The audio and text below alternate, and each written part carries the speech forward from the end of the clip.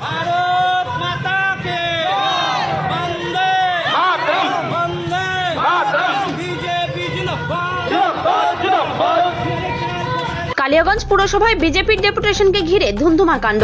ডেপুটেশনের পরে অসুস্থতা বোধ করেন পুরপ্রধান রামনিবাস সাহা। পুরসভায় প্রাথমিক চিকিৎসা করানো হয়। মঙ্গলবার পুরসভার দুর্নীতি সহ একাধিক অভিযোগ নিয়ে বিজেপির শহর মণ্ডল কমিটির উদ্যোগে পুরসভা ঘেরাও কর্মসূচির ডাক দেওয়া হয়।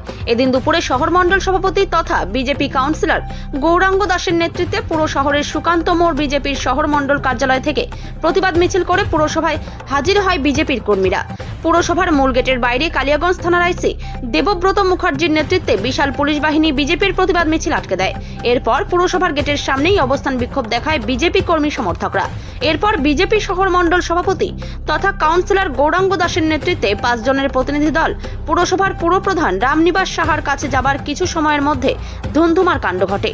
পুরপ্রধান রামনিবাস সাহা প্রথমে বিজেপি শহর মণ্ডল সভাপতি তথা কাউন্সিলর গৌরাঙ্গ দাসের কাছে জিজ্ঞাসা করেন, কেন আপনারা পুরসভার কাছে আগে থেকে অনুমতি নেননি ডেপুটেশনের। এরপর বিজেপি প্রতিনিধি দলের সাথে পুরপ্রধান কথাবার্তা শুরু হতেই বাকযুদ্ধ শুরু হয়। পুরপ্রধানের ঘরে এক প্রকার চরম উত্তেজনা ছড়ায়। পরে পুলিশের হস্তক্ষেপে কিছুটা পরিস্থিতি স্বাভাবিক হয়। এরপর ডেপুটেশন প্রদান না করেই বিজেপির প্রতিনিধি দল পুরসভা ছেড়ে বেরিয়ে আসে। এরপর পুরপ্রধান অসুস্থতা বোধ করে। পরে পুরস্বাস্থ্য কেন্দ্র থেকে চিকিৎসক এসে পুরপ্রধানের চিকিৎসা করেন। অ্যাকচুয়ালি বিষয় হলো আমাদের এটা কালিয়াগঞ্জ পৌরসভা অভিযান ছিল, বিভিন্ন দুর্নীতি থেকে শুরু করে বিভিন্ন পরিষেবার বিষয় নিয়ে আজকে আমাদের এই অভিযান ছিল। যে টাইপ করেছে সেখানে মিস্টেকে ডেপুটেশন কথাটা একটা ওয়ার্ড লেখা হয়ে গেছে। আমরা এখানে টোটাল সমস্ত প্রোগ্রাম করে আমরা একটা দাবিপত্র, এই যে বিক্ষোভ আমরা যেটা করলাম, অভিযান করলাম, তার একটা দাবিপত্র হয়। কি বিষয়ে কেন্দ্র করে আমাদের এই দাবিপত্রটা হলো, আমরা সেই দাবিপত্রর কপি পেশ করতে গেলাম। মিস্টেকে ওখানে ডেপুটেশন কথাটা লেখা আছে, সেইটাকে কেন্দ্র করে এরা এমন পরিস্থিতি তৈরি করলো, হ্যাঁ ডেপুটেশন কেন দিবেন, কেন এই ডেপুটেশন। আরে ডেপুটেশন আপনাকে ডেপুটেশন নিতেই হবে, তার কোনো কারণ নেই। আমরা তো কপি জমা দিতে আসছি। ডেপুটেশন নিতে গেলে অগ্রিম পারমিশন নিতে হয়, উনি থাকবে, তারপরে সেই অনুযায়ী উনি জোর করেই দিবে। বকলমে একটা কেওয়াস তৈরি করা, গল্প হচ্ছে একটা কেওয়াস তৈরি করা। আচ্ছা বলুন তো, আজকের অভিযান আপনাদের মাধ্যম দিয়ে সমস্ত স্তরে বলছে, উনি বলছে আমি নাকি মিথ্যাবাদী, আমরা সব মিথ্যাবাদী, এই মিথ্যাবাদী মানুষকে ভুল বুঝিয়েছে, ওনারা সত্যবাদী, আমরা মিথ্যাবাদী। কালিয়াগঞ্জ মিউনিসিপ্যালিটি এলাকায় সাধারণ মানুষ রেশন কম পায় কি না? যদি কম না পায়, আপনাদের মাধ্যম দিয়ে পাবলিককে জিজ্ঞাসা করছি, যদি কম না পান তাহলে গোড়া খারাপ মিথ্যাবাদী, গোড়া চিটার। আর যদি না পায়ে থাকেন যে কম মাল দিচ্ছে, তাহলে আপনারা বলবেন আজকের চেয়ারম্যান সাহেব কি যা আজকে যেভাবে ভিতরে ব্যবহার করলো, যে চিৎকার চেঁচামেচি। বয়স্ক ভাতা 3 বছর ধরে বন্ধ হয়ে পড়ে রয়েছে। বন্ধ মানে যারা অ্যাপ্লিকেশন করেছে তাদের 3 বছর ধরে তারা ভাতা স্যাংশন হচ্ছে না। গোটা কালিয়াগঞ্জের সাধারণ অসহায় সেই বৃদ্ধা মানুষগুলো পাচ্ছে না। সেটা বলা, এটাকে আমি ঠিক বলেছি না বেঠিক বলেছি, কালিয়াগঞ্জের সাধারণ মানুষ বলবে। আজকে মিউনিসিপ্যালিটির যেসব সম্পত্তি, সেই সম্পত্তি লিজ দেওয়া হচ্ছে, সেটা 2 বছর দেখ, 3 বছর দেখ, 5 বছর, কোনো কিছু দেখায় না।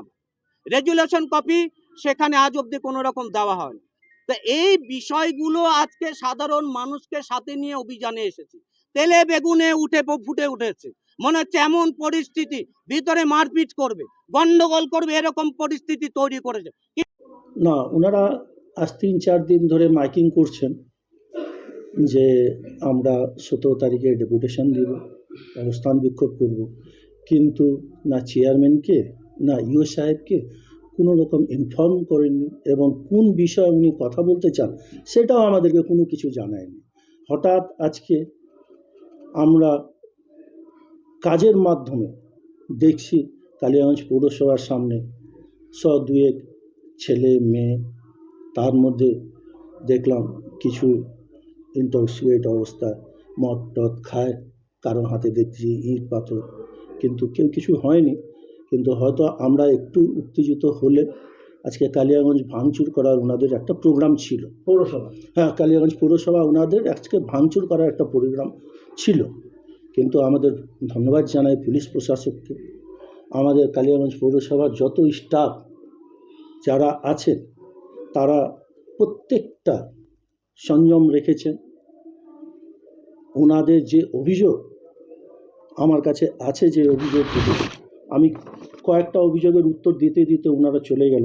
ওনারা স্বীকার করছে যে না, আমরা ডেপুটেশনের জন্য কোনো পারমিশন নেয়নি, কোনো লিখিত দেয়নি, তার জন্য আমরা ক্ষমা প্রার্থী। ওনারা বলছে, আপনাদের হয়তো রেকর্ডিংও আছে।